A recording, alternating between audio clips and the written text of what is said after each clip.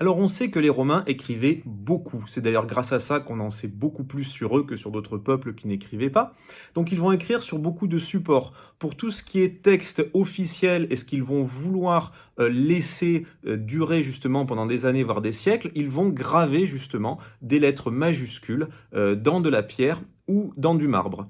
Mais les Romains avaient également des livres qu'ils conservaient dans des bibliothèques. Alors ce ne sont pas des livres comme on connaît nous, hein, qui sont reliés avec plusieurs pages. C'était en fait des rouleaux, soit de parchemin, soit de papyrus, comme ça, sur lesquels on écrivait avec des plumes et de l'encre, et qui étaient ensuite conservés dans des tubes, protégés dans des cases. Et c'est comme ça que était conservé leur savoir dans les bibliothèques. Et puis ensuite, évidemment, pour ce qui était l'écriture quotidienne, que ce soit pour tenir des comptes, pour prendre des notes à l'école ou pour envoyer des messages, on avait les fameuses tablettes de cire sur lesquelles on gravait avec un instrument métallique qu'on appelle le stylet.